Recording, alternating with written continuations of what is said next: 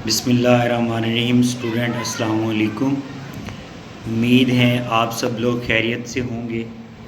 अल्लाह पाक हम सबको अपनी हिफ्ज़ व अमान में रखे। 10th class physics chapter number हमारा जो अभी चल रहा है वो है 13 और आज का जो लेक्चर है lecture number 36, electric field and electric field intensity. Electric field की सबसे पहले हम डेफिनेशन को डिस्कस करते हैं।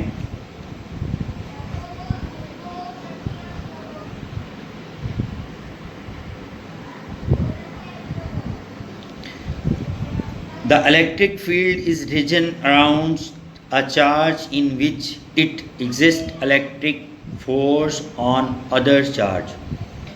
एक्चुअली जब हम बात करते हैं कि हमारे पास दो चार्ज हैं, फॉर एग्जांपल एक चार्ज ये है, एक चार्ज यहाँ पे है, इसके इर्द गिर्द एक फ़ोर्स जो दूसरे चार्ज को अट्रैक्ट या रिपेल करने की सलाहियत रखती है, जहाँ तक वो फोर्स जो है एक दूसरे यानी एक चार्ज की दूसरे चार्ज के साथ असरअंदाज होती है, जहाँ तक वो फोर्स जो है वो मौजूद होती है, उसको हम क्या कहते हैं? इलेक्ट्रिक फील्ड कहते हैं। यानी अगर एक चार्ज दूसरे चार्ज को जितने फासले तक रिपेल या अट्रैक्ट कर सकता है, वो वहाँ तक की जो फील्ड होती है उसको हम इलेक्ट्रिक फील्ड कहते हैं। अगर इस चार्ज का दूसरे चार्ज के ऊपर कोई असर ना हो तो इट मीन्स कि वो इसकी फील्ड से जो है वो आउट है, बाहर है, वो उस पर कोई भी असर नहीं रखता।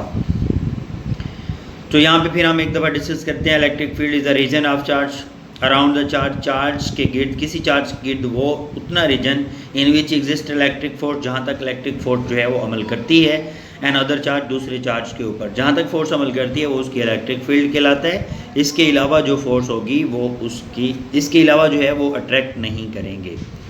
नेक्स्ट हमारे पास इलेक्ट्रिक फील्ड इंटेंसिटी है। इलेक्ट्रिक फील्ड इंटेंसिटी की अगर हम बात करते हैं तो electric field intensity at any point define as force acting on unit positive charge. यहाँ पे बात की गई है कि किसी फील्ड के अंदर भी अगर फोर्स जो है वो यूनिट पॉजिटिव चार्ज के ऊपर असरअंदाज होती है तो प्लेस्ड एट दैट पॉइंट, जो उस फील्ड के अंदर पाए जाने वाला पॉइंट होता है, अगर हम कहते हैं कोई इलेक्ट्रिक फील्ड है, उसके ऊपर पॉजिटिव यूनिट चार्ज के ऊपर असरअंदाज होने वाली फोर्स जो होती है यूनिट के लिहाज से, हम उसको क्या कहते हैं? Electric field intensity. यानी एक यूनिट के लिहाज से पाए जाने वाली फोर्स जो है पॉइंट चार्ज पॉजिटिव की फील्ड के अंदर, हम उसको क्या कहते हैं? इलेक्ट्रिक फील्ड कहते हैं।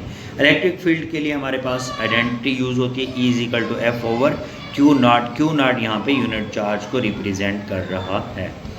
इसी तरह से अगर हम फोर्स फाइंड करना चाहें तो क्यू ई हो जाएगा, यानी force multiply by charge multiply by electric field is equal to किसकी आ जाएगी?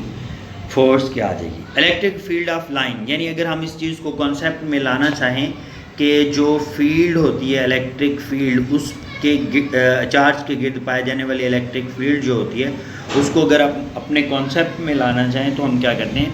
हम चार्ज गिर्द जो है ना लाइनें लगा के चेक करते हैं। फॉर एग्जांपल इसकी जहाँ तक फील्ड मौजूद होगी वहाँ तक हम लाइनें लगाते हैं और एरो जो है लगाते हैं कि चार्ज जो है वो अट्रैक्ट कर रहा है या रिपेल कर रहा है, यानी फोर्स जो है वो किस तरफ, किस डायरेक्शन में लग रही है। यहाँ direction of the electric field intensity, हम डायरेक्शन को ज़ाहिर करते हैं इलेक्ट्रिक फील्ड इंटेंसिटी को। Electric field can be also represent by the drawing line, जिसको हम लाइनों के ज़रिए डायरेक्शन को चार्ज के गिर्द ज़ाहिर करते हैं। इसी तरह से अगर हम यहाँ पे